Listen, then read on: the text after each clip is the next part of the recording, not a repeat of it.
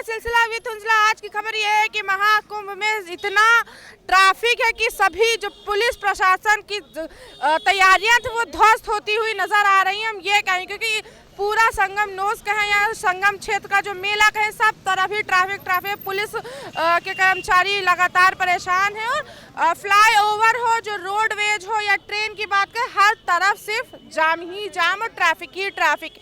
वही भाजपा के अध्यक्ष जेपी नड्डा जी, जो राष्ट्रीय अध्यक्ष है जेपी नड्डा जी, उन्होंने खुद अपील की है कार्यकर्ताओं से कि प्रशासन की सहायता करें, यातायात समान हो सके। हम बात कर रहे हैं कि महाकुंभ में सारी व्यवस्थाएं ध्वस्त होती नजर आ रही हैं एक के एक पर, चाहे व्यवस्था की हो चाहे ट्रैफिक की हो। देखिए, सरकार की पॉलिसी का जो अनभिज्ञता से प्रेरित होकर के उत्तर प्रदेश सरकार ने आदरणीय योगी आदित्यनाथ के नेतृत्व में जो इनके प्रशासनिक अफसरों ने जो रणनीति बनाई, जो पॉलिसी बनाई, पॉलिसी में आय व्यय का एक आधार निर्धारित किया, आय व्यय को उन्मुक्त भी करा लिया।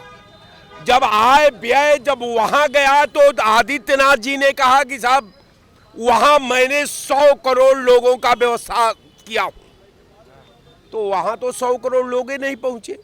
वहां तो आपकी व्यवस्था 1 करोड़ में तार तार हो गई। 100 करोड़ तो 100 करोड़ है।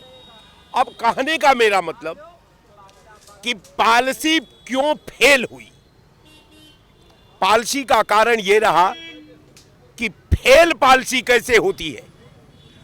तो जब कोई भी पॉलिसी का संचालन करने वाले लोग, पॉलिसी को बनाने वाले लोग, पॉलिसी को मूर्त रूप देने वाले लोग अगर सिस्टम से अनभिज्ञ होते हैं तो न सिस्टम उनका मदद कर पाता है, न वो सिस्टम का मदद कर पाते हैं। दोनों दो रूप में बट जाते हैं, एक आरजू में कट गया, एक इंतजार में। बात करें व्यवस्थाओं की और ट्रैफिक की, क्योंकि दोनों की सही से प्लानिंग ना हो पाने की वजह से ऐसे भगदड़ भी होते हैं। अभी पूरा प्रयागराज के आसपास के जितने शहर हैं वो सब जाम पड़े हैं। बिल्कुल, कारण मैं आपको बताया कि पूरा इनकी पॉलिसी जो वहाँ प्रयाग में जो इनका ऑर्गेनाइजेशन का जो व्यवस्था थी, जो पुलिस की व्यवस्था थी, जो प्रशासनिक अफसरों की व्यवस्था थी, जो छोटे मोटे वहाँ का जिला प्रशासन की व्यवस्था थी, एक दूसरे का पूरक न होने के कारण पूरी प्रयागराज की पॉलिसी को तार तार हो गई। और आवाम का कितना उत्पीड़न हुआ, आवाम को कितना परेशानी हुई, आवाम को अपने जानों का कुर्बानी दे करके कुंभ में अपनी भागीदारी सुनिश्चित कराई। निश्चित तौर पर योगी सरकार महाकुंभ के पॉलिसी पर तार तार हुई है, इनके अधिकारी तार तार हुए हैं, इनका प्रशासनिक अफसर तार तार हुए हैं, इनकी पुलिस तार तार हुई है। अब वही कारण रहा कि रोज निरंतर कभी इस तम्बू में आग लग जाता था, कभी उस तम्बू में आग लग जाता था, कहीं और कुछ हो जाता। जो महाकुंभ, डिजिटल महाकुंभ है, वो फेल हो गया।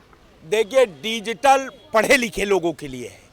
मैं बार बार कहता हूं कि भारतीय जनता पार्टी जिस कॉलेज में एडमिशन लेती है, जिस कॉलेज में वो उसके नेता पढ़ते हैं, उसमें पॉलिसी नहीं पढ़ाया जाता, उसमें कोई विज्ञान की आधुनिक तकनीकी नहीं पढ़ाई जाती, उसमें केवल लाठी चलाने वाली पढ़ाई होती है, दूसरे को अपमानित करने वाली पढ़ाई होती है, देश को तोड़ने वाली पढ़ाई होती है। वही भारतीय जनता पार्टी करती आ रही है, आगे भी जारी रखेगी।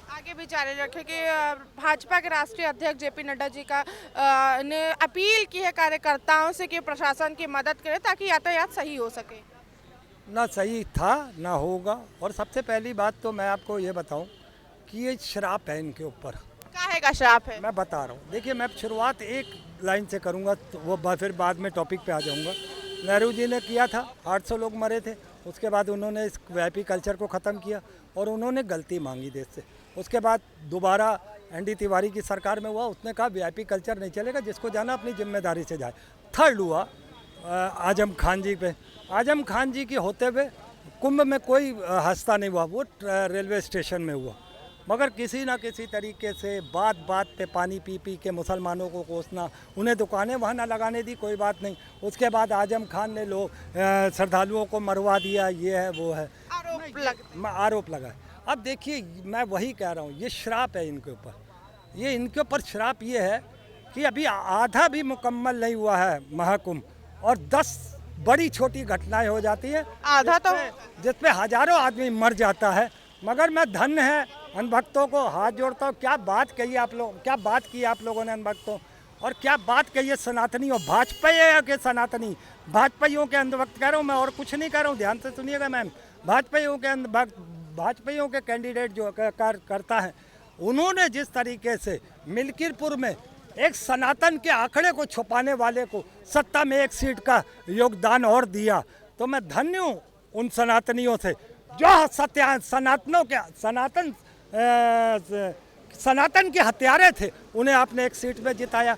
और देखिए दूसरी तरफ दुर्भाग्य, 1 सेकंड मैम, 1 सेकंड, उन्हीं लाशों पर दिल्ली का प्रधानमंत्री प्रयागराज पे भगवा पहन के पाखंड करता है, और जो हमारे सनातनी मारे गए थे उनकी लाशों पर वो वहाँ पर पूजा अर्चना और स्नान करता है।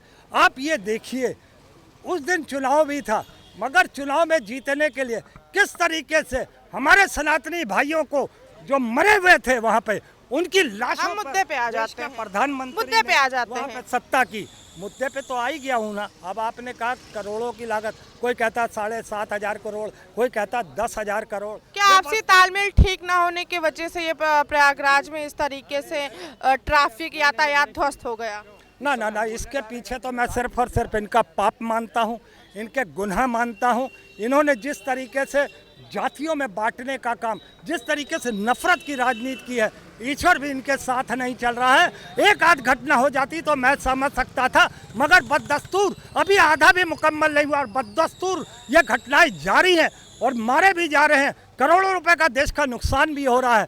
तो कौन सी व्यवस्थाएं नहीं है, कौन सी व्यवस्था की बात कर रहे हो? डकैत बैठे हुए सत्ता में। हम बात करें महाकुंभ में लगातार एक के बाद एक हादसे होते आए, भगदड़ हुई। अब जब प्रयागराज में ट्रैफिक छोड़ा गया, खोला गया, लोग अपने घर को वापसी, उसके बाद इतना ट्रैफिक लग गया कि निकलना क्या, ट्रेनें लेट हो गए। प्रयागराज में जो संगम ट्रेन चलती थी वो बंद कर दी गई, घंटों घंटों लोग लाइन में खड़े। क्या आपसी तालमेल की वजह से ऐसा ना हो पाया? माननीय मुख्यमंत्री योगी आदित्यनाथ जी महाकुंभ के आयोजन के भव्य आयोजन के लिए 7,500 करोड़ किया पास। उनके अधिकारियों ने पलीता लगा के उसको कर दिया सत्यानाश। हकीकत यह है कि वहाँ भ्रष्टाचार हुआ। आपने कहा अवैध सुरक्षा है, आपने कहा सारी व्यवस्था है, तो आप ये बताइए कि बता रहे 30-30, 40-40 किलोमीटर जो जाम हो गया है, शहर पूरा जाम हो गया। तो पहले तो आपने न्योता बांटा अन्य प्रदेशों में, केरल में, महाराष्ट्र में, जम्मू कश्मीर में, दिल्ली में, उड़ीसा में, हर जगह न्योता बांटा कि महाकुंभ आइए, महाकुंभ आइए, महाकुंभ आइए। 144 साल के बाद अमृत स्नान करिए, अमृत स्नान करिए, अमृत स्नान करिए। जब जनता आने लगी तो आपने व्यवस्था सही नहीं किया, और उसका जो खुलासा हो गया कि आप बताइए कि अब कह रहे हैं आप कि जो जहां है 30 किलोमीटर, 40 किलोमीटर, 50 किलोमीटर वहीं जो है स्नान करके घर लौट जाए, इधर न आवे, इलाहाबाद में संगम पे कतई नहीं आवे। तो अब आप कह रहे हैं ना, वो आपका एक संत से कहवाए कि जो महाकुंभ में नहीं आएगा वो देशद्रोही कहलाएगा। तो आपने पहले प्रोपगंडा फैलाई। पाखंडी लोग हैं, पाखंडी लोग पहले पाखंड फैलाते हैं, खूब पाखंड फैलाए कि 144 साल के बाद जो है महाकुंभ लगा है, अमृत स्नान करिए, अमृत। वही अखिलेश यादव ने कहा कि मुख्यमंत्री खुद ही इंजीनियर बन जाते हैं, खुद ही पुलिस अफसर बन जाते हैं, तो ऐसी हालत होनी ही थी। देखिए उसमें मुख्यमंत्री जी को अखिलेश जी क्या कह रहे हैं इस पे हम नहीं जाएंगे, लेकिन वहां के अधिकारियों ने क्या किया। योगी जी तो संत महंत मुख्यमंत्री हैं, सनातनी हैं, उसके बाद इनके व्यवस्था में कहाँ चूक हुई तो वो अधिकारी जिम्मेदार हैं, जो अधिकारी जिम्मेदार है। और सुनिए, नलों में पानी नहीं आया, महिलाओं के लिए शौचालय नहीं था, महिलाओं के लिए कपड़ा बदलने का स्थान नहीं था। तो ये सब सरकारी जिम्मेदारी, ये सरकारी जिम्मेदारी थी। वो लोग क्यों नहीं ऐसा किए? तो वो लोग तो भ्रष्टाचार कर रहे थे, पैसा बहुत दिए थे, उस पैसे में भ्रष्टाचार किए। ये लोग सनातन धर्म में भी, महाकुंभ में भी भ्रष्टाचार कर लिए। तो कैसे माननीय मुख्यमंत्री जी रोज कहते हैं zero tolerance, zero tolerance, zero tolerance, भ्रष्टाचार मुक्त उत्तर प्रदेश, तो कैसे भ्रष्टाचार मुक्त? तालमेल ठीक नहीं बैठा पाया क्या पुलिसकर्मियों को, संभाल नहीं पुलिसकर्मी, वीआईपी कल्चर की वजह से ये सारी चीजें हुई। देखिए वीआईपी कल्चर भी था और दूसरी बात है तालमेल की बात नहीं है, वहाँ भ्रष्टाचार हुआ और अधिकारी एकदम से लापरवाह हो गए हैं। अधिकारियों को कसना चाहिए, जो अधिकारी मेला में लगाए गए थे उनको बर्खास्त करना चाहिए, उनकी संपत्ति जांच कराना चाहिए कि ये लोग कहाँ भ्रष्टाचार किए हैं, तब जाके प्रदेश में सुधार होगा, नहीं तो ऐसे चलता रहेगा। अब माननीय मुख्यमंत्री जी इतने संत महंत मुख्यमंत्री हैं और ईमानदार मुख्यमंत्री हैं, इनके शासन में जब इस तरह का भ्रष्टाचार हो रहा है तो आप सोच लीजिए। और रोज कहते हैं zero tolerance, zero tolerance, zero tolerance. तहसील में चले जाइए तो लेखपाल से लेकर सीएम तक आपका चले जाइए तो सिपाही से लेकर दरोगा तक। आपका सीधा कहना है कि महाकुंभ में भ्रष्टाचार हुआ, जब वहाँ की तैयारियां हो रही तब भी भ्रष्टाचार हुआ, जो पैसा आया वो गमन हो गया सारा। भाई यही तो हुआ, नहीं तो टोटी में पानी आता, महिलाओं के लिए शौचालय की सुचारू व्यवस्था हुई होती और महिलाओं के लिए कपड़ा बदलने के लिए सुचारू व्यवस्था हुई होती, तो वहाँ तो भ्रष्टाचार हुआ, दिखाया जाता गया और व्यवस्था कम की गई। ये जो है वहाँ भ्रष्टाचार हुआ, इसका जिम्मेदार सरकार है और वहाँ के प्रशासनिक अधिकारी हैं जिनकी ड्यूटी लगी हुई थी, और प्रशासनिक जिम्मेदार है इन सारी अव्यवस्थाओं के लिए। व्यवस्था बहुत अच्छी है और विपक्ष के लोग अनाप शनाप, इस महाकुंभ का इतिहास प्रमाण है। ये महाकुंभ के उत्तर प्रदेश, मध्य प्रदेश, आंध्र प्रदेश, उत्तराखंड, पूरे भारत के लोग, हिंदू सनातन धर्म के लोग एकता बना करके वहाँ संगम पर स्नान कर रहे हैं और ये इतना स्नान कर रहे हैं कि जाने की जगह नहीं हो पा रही है। पत्रकार महोदया जी, वहाँ पे व्यवस्था बहुत अच्छी है और शासन प्रशासन बधाई का पात्र है। अच्छी और बधाई के पात्र, तब इतना जाम काहे लगा है? ये जनादेश दिल्ली की जनता ने दिया है और मिल्कीपुर का भी जनता ने दे दिया है। माननीय योगी आदित्यनाथ महाराज के मुख्यमंत्री कार्यकाल में यह भारत का इतिहास है, जनता आशीर्वाद दे दिया है। ये विपक्षी, ये मुखिया और ये परिवारवाद के मुखिया इस अनाप शनाप जो बक रहे हैं, सनातन धर्म के विरोधी सिकंदर और औरंगजेब भी इस देश में शासन किए हैं, वैसा शासन चलाना हो चलाते रहो, कौन मना करा? यहाँ चुनाव से नहीं मतलब है, यहाँ महाकुंभ में कैसी व्यवस्था आपने किया इसकी जिम्मेदारी लीजिए, सही है या गलत है, कैसी व्यवस्था आपने किया, यहाँ चुनाव से क्या लेना देना? सनातनी है, शर्म करिए। सनातन धर्म में यह है कि जितने लोग आए हैं वो सुचारू रूप से स्नान करें और सुचारू रूप से अपने घर जाएं, लेकिन वहाँ जान गंवाने के लिए थोड़ी बुलाए आप, जो न्योता दे के बांट रहे थे। आप बताइए किसने करवाया? ये समाजवादी पार्टी के कार्यकर्ता थे। बैरिकेडिंग तोड़ने वाला कौन था? हम पुरानी बातों पे ना जाते, जो हुआ सो हुआ। हम पुरानी बात बहुत अच्छी है, हम पुरानी बातों पे नहीं जाते। लाख लोगों को डेली हम पुरानी बातों पे नहीं जाते। हम जो आज हो रहा है, अब जो महाकुंभ में अव्यवस्थाएं सामने आ रही, ट्रैफिक की अव्यवस्थाएं सामने आ रही, हम उस पर बात करते हैं। व्यवस्था बहुत अच्छी है, व्यवस्था बहुत अच्छी है। डेली 24 घंटा में करोड़ों लोगों को खाने पीने की ट्रैफिक व्यवस्था की बात कर रहे हैं। ट्रैफिक व्यवस्था की, जहां 50,000 की व्यवस्था है वहां 1 करोड़ जनता जाएगी, तो जनता को बताया जा रहा है कि 100 करोड़ आने की आशंका थी, जब इतनी थोड़ी व्यवस्था बहुत अच्छी है और सब लोग शांतिपूर्ण ढंग से नहान धोन पूजा पाठ, माननीय महाराज जी बधाई के पात्र हैं। अच्छी व्यवस्था है, इनके साथ ट्रैफिक की व्यवस्था अभी भी अच्छी है। अरे इतनी बढ़िया सरकार ने व्यवस्था कर रखी है कि वहाँ लोग आवें और मृत्यु को चुने। इतनी बढ़िया व्यवस्था और कैसे हो सकती है? सीधे मोक्ष को प्राप्त करें। सरकार का यही कर्तव्य है कि जो उसके राज्य में हो उसको मौत चुनने का अधिकार हो और सरकार उसके लिए व्यवस्था करे मौत चुनने के लिए। यानी कि सरकार ने महाकुंभ का आयोजन करके मौत को दावत देने का काम किया है। आयोजन सरकार का नहीं है, ये तो ऋषि मुनियों के जमाने से करोड़ों वर्षों चला आ रहा है। कौन सी सरकार उसका आयोजन करती रही है? ये उसके आयोग बताना चाह रहे हैं कि मैं ही सत्ता का दलाल हूँ, मैं ही सत्ता पा करके धर्मार्थी हूँ, मैं पूरा धन देश का लूट करके, उत्तर प्रदेश का लूट करके उस बालू में खंभा गालूंगा, हवा आएगी गिर जाएगी। बालू में खंभे रुकते हैं?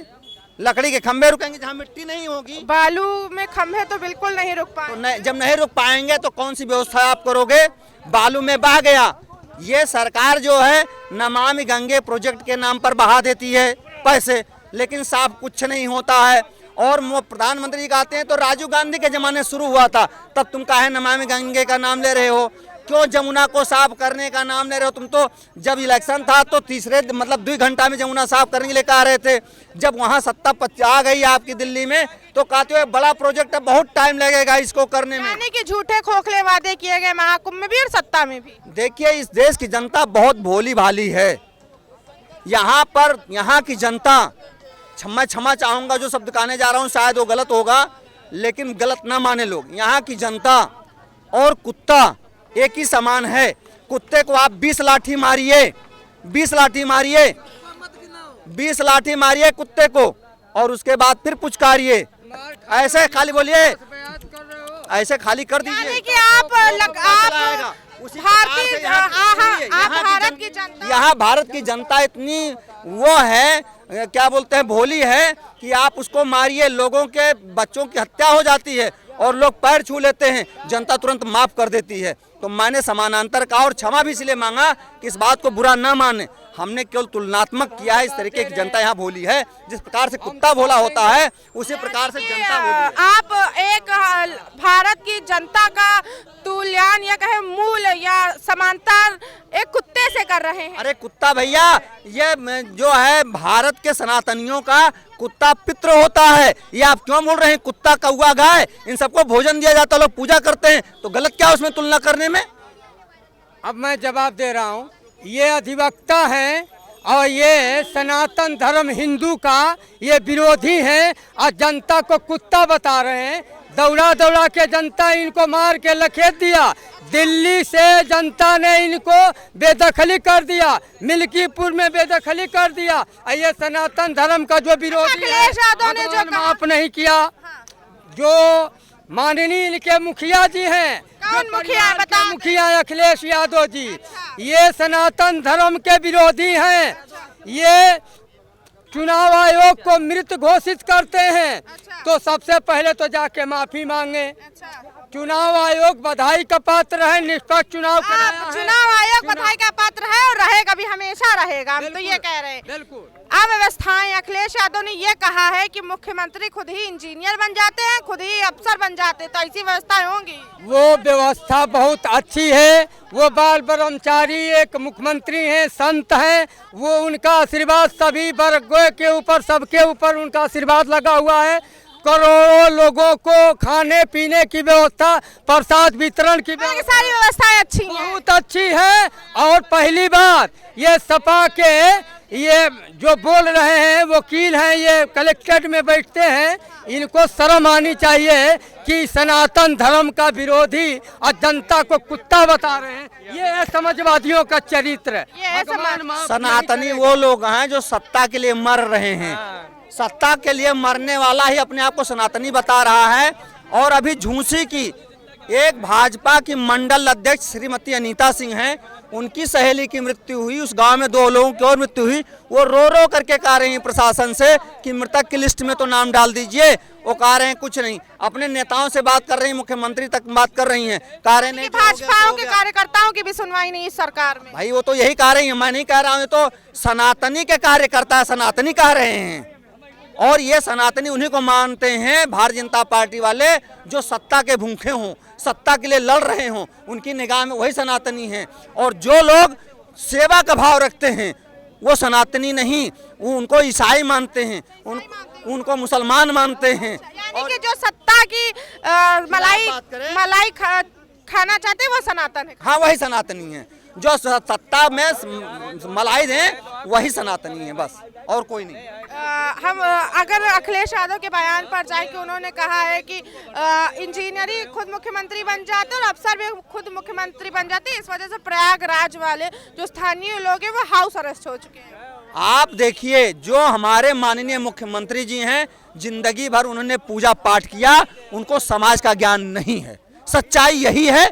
उनको चाहिए कि समाज में जा करके गांव में, हमारे यहाँ जो जोगी होते हैं ना, गोरक्षनाथ पीट के वो लोग अपना घर द्वार त्याग देते हैं और अपनी माँ से भिक्षा ले करके चले जाते हैं, लौट करके घर नहीं जाते। योगी जी अभी एक यूनिवर्सिटी का उद्घाटन करके अपनी भतीजी की शादी करके 3 दिन रह करके खाना खा के घर में आ रहे हैं और कभी जोगी नहीं जाता। और जोगी हमेशा सारंगी बजाता है, सारंगी बजाता है वो। यानी कि अब मुख्यमंत्री के सनातन होने पे और उनके जोगी हैं, यानी अब उन पर भी सवाल उठा रहे हैं। वो मधुकरी खाता है। मधुकरी का मतलब जानती हैं? मधुकरी होता है कि लोगों के यहाँ जा करके 5 घर में भीख मांगता है और इस हाथ में अंजूरी में जो भोजन मिलता है उतना ही करता है, उससे ज्यादा नहीं करना चाहिए, भोग विलास नहीं करना चाहिए। ये महाराज गोरक्षनाथ का ये कहना है। राजा भरतहरि उनके भक्त थे, ना कि ये योगी आदित्यनाथ हैं। इन्हें योगी करने में शर्म है। जो योगी होता है, संत होता है, वो सत्ता को छोड़ करके, आप देखें भगवान सिद्धार्थ जो गौतम बुद्ध बने, उन्होंने सत्ता को सीधा सीधा उनके सनातन होने पर भी सवाल उठा रहे हैं। लेकिन योगी कहने वाला अगर सत्ता की तरफ जा रहा है तो योगी नहीं हो सकता है, वो सिर्फ भोगी हो सकता है, वो लालची हो सकता है। वह योगी आज से योगी थोड़ा ही है। जब गोरखपुर में आए उसके बाद में उन्होंने चुनाव लड़ा, महंत बैद्यनाथ जी उनको चुनाव लड़ाए, वहाँ की जनता ने उनको वोट दे करके जो है सांसद चुना। तो योगी कहाँ से आप कर रहे हैं जो है, और आप ये कर रहे हैं कि जो उनको जा करके 5 घर का भिक्षा मांग करके खाना चाहिए। बिल्कुल आपकी बात ये गलत है जो है। सनातन धर्म को आप हमेशा उंगली उठाते हैं। विपक्ष के होने के बस विपक्ष का यही काम रहता है। विपक्ष का हमेशा जो यही काम रहता है उंगली उठाना। आप सनातन को नहीं मानते, आप कुंभ को नहीं मानते, तो आप अपने घर पे बैठिए, आप रोड पर आइए जो है, लेकिन बस केवल सनातन का। तो कह रहे हैं जो भाजपा को मानता खाली वही सनातन मानता है। बिल्कुल नहीं, ये बात नहीं है कि जो भाजपा को मानता है वही सनातन है। भाजपा से अलग हो करके भी लोग सनातन को मान रहे हैं। प्रयागराज कुंभ में इतने भीड़ लगी जो है, और क्या सब भाजपा के कार्यकर्ता थे? ऐसी बात नहीं है, अदर के भी लोग थे, लेकिन सबके सब सनातन जाग चुका है। सनातन को जगाने के लिए यहाँ से पहला ये आरंभ किया गया है प्रयागराज महाकुंभ से। सनातन जा चुका है। हम अगर हम जाने इतनी भीड़ है या आपसी तालमेल नहीं बैठ पा रहा प्रशासन के पास में, इसकी एक तो दिन बाद इतना जाम खुला। कहा नहीं प्रशासन से और सरकार से तालमेल नहीं बन पा रहा है। हमेशा सरकार से और माननीय मुख्यमंत्री जी से और प्रशासन के अधिकारियों से हमेशा बातचीत होती रही, हमेशा तालमेल बना रहा। आप लोग केवल अपने मन से मनगढ़ंत रख रहे हैं। तालमेल की ना वजह से इतना जाम लग रहा है, ट्रेनें लेट है, पब्लिक ज्यादा हो गई। 100 करोड़ आने की आशंका। अरे भाई ठीक है, 100 करोड़ आने की आशंका थी। 100 करोड़ आई होगी या नहीं आई होगी, जो भी आई पब्लिक जो है, अगर यहीं पर 3000 गाड़ियों का जा रहा है तो जाम लगेगा। धीरे धीरे जाम को कन्वर्ट किया जाता है जो है। उसी तरीके से प्रयागराज महाकुंभ में जो है धीरे धीरे 40-50 किलोमीटर का जाम जो बना हुआ है धीरे धीरे खत्म हो जाएगा और हो रहा है। वहाँ जनता जो है आराम से जाकर के स्नान कर रही है। लेकिन केवल विपक्षियों का काम है हल्ला मचाना चैनलों पर कि प्रयागराज कुंभ में बवाल हो गया। यानी कि विपक्ष हमेशा झूठे दावे उठाया, विपक्ष हमेशा जो है वहाँ बवाल का काम करवाता रहता है। विपक्ष हमेशा बवाल का काम। ऐसा है, विपक्ष जो है भारतीय जनता पार्टी पूरा देश बेच दे, पूरा दुनिया बेच दे, अगर विपक्ष उस पे आवाज उठाए तो सनातनी नहीं है, हिंदू नहीं है। तो ये भारतीय जनता पार्टी की चरित्र और नीति जो है दुनिया जान चुकी है। ये लोग पहले कहते थे कि दूसरी सरकार आ जाएगी तो हिंदू खतरे में होंगे। हम इनसे जानना चाहता हूँ कि अभी भाजपा की सरकार है, हिंदू प्रधानमंत्री है, कट्टर हिंदू मुख्यमंत्री है, तब भी लाखों के संख्या में लोग मर गए और भी निमंत्रण दे करके उनको निमंत्रण दिया गया कुंभ में आ जाओ। के संख्याओं में तो निमंत्रण नहीं दिया गया, चुनिंदा जो खास होंगे उन्हीं को निमंत्रण भेजा गया है। जो चुनिंदा भाजपा के आरएसएस के हैं उनके लिए वीवीआईपी व्यवस्था है। अगर लाखों लोग मर गए तो इनका जो है ये लोग क्यों नहीं धरने पर बैठे? सरकार के खिलाफ जाकर के वहाँ धरना बैठे होते कि इतना आंकड़ा माननीय मुख्यमंत्री जी छिपा रहे हैं। सरकार के धरने पर बैठे होते तो आंकड़ा आता। आवाज तो लगातार उठ रही मगर आंकड़े नहीं आ पा रहे। उठाने से नहीं काम, धरने पर बैठिए। आवाज उठ रही है कि लेकिन धरने पर ये लोग बैठने का काम। जब लोकतंत्र एक लाइन मैं बोल देता हूँ, आपके चैनल पर मैं सीधे उत्तर प्रदेश के मुख्यमंत्री को सीधे चैलेंज देता हूँ, 24 घंटे के अंदर मुझे यूपी की कुर्सी दे दीजिए, मैं 1 लाख लाशों को खुद सुनिए बात कंप्लीट होने दीजिए। जहां पर 10 करोड़ की भीड़ हो और भगदड़ मच जाए, 30 लोग मरेंगे, सरेआम योगी आदित्यनाथ झूठ बोल रहे हैं।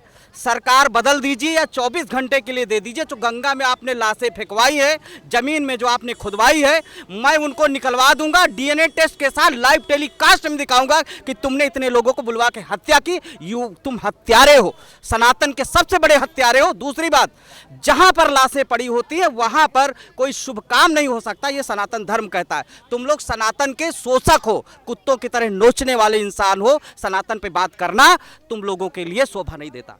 सनातन पर बात करना तुम लोगों पर शोभा नहीं। गलत बोल रहे हैं, बिल्कुल सही आप करते हैं। हम तो सुने ही नहीं क्या बोल रहे हैं। कहीं कि हमें एक दिन का मुख्यमंत्री बना दे तो सारी लाशें जो खोई हैं वो सारी चीजें वापस आ जाएंगी। जितनी डेड बॉडी बहाई गई है या खोद के गाड़ी गई वो सारी डीएनए टेस्ट के साथ। 40-45 साल के हैं, इनसे पूछो अपना घर चला पा रहे हैं, प्रदेश ही चलाएंगे। यानी कि एक 40-45 इंसान का व्यक्ति देश नहीं चला सकता है।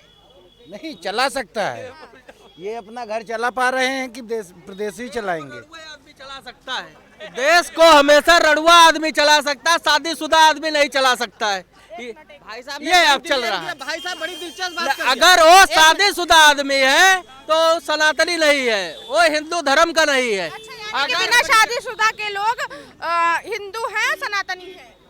जो भगवा पहन ले और रड़ुआ हो वही देश को चला सकता है, बाकी देश को कोई चला नहीं सकता है इस दुनिया में। भाजपा का ये कहना है, भाजपा का ये कहना मतलब कि भाई साहब ने बड़ी दिलचस्प बात कर दी कि 40 साल का व्यक्ति परिवार नहीं चला सकता है। तो सवाल है, मैं तो कह रहा हूँ शादी की उम्र जो है 45 कर देनी चाहिए अब। और फिर जितने डीएम अभी जो डीएम है जो जिले के डीएम बैठे 32 साल के बैठे हैं, 28 साल के लोग डीएम शादी पे ना जाते। नहीं, शादी की बात ही नहीं कर रहे, बात हो रही किसी व्यवस्था को चलाने की हो रही ना। सवाल है तो फिर 28 साल का जो डीएम बन के तैयार हो जाता है, फिर वो तो अपनी मेहनत से तैयार होता है। ये तो उम्र सीमा तय कर रहे हैं, उसमें पढ़ता है, लिखता है, तैयारी करता, बन जाता है। मैं तो ये कह रहा हूँ, आप पत्रकारिता कर रही हैं, ठीक कर रही हैं, तो क्या आपकी उम्र 40 से ज़्यादा होगी, आप पत्रकारिता नहीं कर पानी फिर इनके मानक पर अगर तौल लिया जाए बातों को। सवाल है, देखिए बात जब उम्र में किसी योग्यता को जब उम्र के बंधन में आप ढालते हो तो देश का पतन होता है। ये योगी आदित्यनाथ करना चाहते हैं। दूसरी बात, भाजपा की एक सबसे बड़ी बात है कि जो 75 पार हो जाएगा, 70 पार हो जाएगा, प्रधानमंत्री नहीं बनेगा। अब मोदी जी क्या जो है बच्चा हो रहे हैं क्या? 70 साल से उम्र घट रही है क्या उनकी? फिर एक मुख्यमंत्री एक प्रधानमंत्री के बाद देखिए, घुमाइए न मत। जब आप किसी भी योग्यता को उम्र के बंधन में बांध देते हो कि 70 साल से ऊपर वाला व्यक्ति प्रधानमंत्री पद के लिए योग्य नहीं हो सकता, तो क्या मोदी जी की उम्र लगातार घट रही है क्या? आप प्रधानमंत्री के बारे में एक ऐसी बात, अरे क्यों नहीं बोलेंगे प्रधानमंत्री से? क्या नरेंद्र मोदी को बोलेंगे? ये पुलिस वाले खड़े, मेरा सवाल इनसे भी हो सकता है।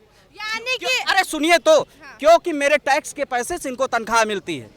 योगी आदित्यनाथ से सवाल करना मेरा कर्तव्य है, क्योंकि टैक्स के पैसे से वो ऐशो आराम करके गाड़ियों में चलते हैं, लग्जरी गाड़ियों में चलते हैं और जनता के काम करने के लिए उनको चुना जाता है। दूसरी बात, मैं योगी आदित्यनाथ पर्सनल से नहीं बात कर रहा हूं, मैं सीएम योगी आदित्यनाथ से बात कर रहा हूं, जो उत्तर प्रदेश के मुख्यमंत्री। मुझे दर्द होगा, मैं यूपी में सीएम से कहूंगा और देश में पीएम से कहूंगा, और आप ये कह के नहीं बच सकते प्रधानमंत्री को जवाब दे। प्रधानमंत्री उनके बाप की बपौती ने मेरे द्वारा दी हुई कुर्सी है, जिस पर सवाल उठाना, पूछना, ये मेरा अधिकार है, हर भारतीय का अधिकार है। अगर उनको लगता है उनके बाप की बपौती है तो कुर्सी से उतर जाओ, दूसरे को प्रधानमंत्री बनने दो, फिर मैं तुमसे नहीं पूछने जाऊंगा। अगर राहुल गांधी प्रधानमंत्री होंगे तो उनसे भी पूछूंगा, अखिलेश यादव सीएम होंगे तो उनसे भी पूछूंगा।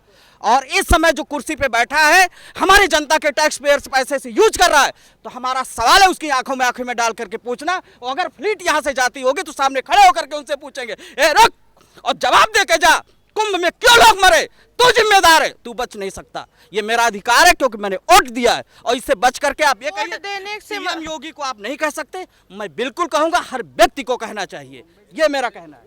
हर व्यक्ति को कहना चाहिए, हक की आवाज। जी हाँ, कहिए। पहली बात तो बड़ा अच्छा बोला कि पीएम से पूछा जाए, सीएम से पूछा जाए, अधिकार है। पहले तो ये मालूम होना चाहिए कि वोट का अधिकार क्या है। अच्छा। अगर वोट का अधिकार इस देश में चौकीदारी है ना, तो फिर आप कुछ पूछ नहीं पाओगे। जब एक विधायक के घर आप नहीं जा सकते अपनी समस्या का समाधान बताने के लिए, तो पीएम और सीएम के पास बेकार जाना है। तो पहले जनता डिसाइड करे कि मेरा अधिकार क्या है। हमने वोट डाला है तो इनके वोट का सही यूज करें। अरे वोट डालने का अधिकार यहाँ इस भारतवर्ष में चौकीदारी है, चौकीदारी है। बिल्कुल स्पष्ट है। चले जाओ विधायक के पास, कोई मतलब नहीं ना, कोई एक चौवन्नी काम नहीं करेंगे। 4 सिलेंडर चले जाओ। लोग अपनी भावनाओं में इतना बह गए कि उन्होंने लफ्जों का ख्याल तक न रखा कौन किसको क्या कैसे कह रहा है। महाकुंभ से बात स्टार्ट की थी, सियासत पर जाकर रुक गए। हम आपके साथ फिर से लौटेंगे एक नए मुद्दे के साथ। तब तक के बने रहे शी न्यूज़ के साथ। कैमरा पर्सन मोनू, मैं उजला, शी न्यूज़ लखनऊ।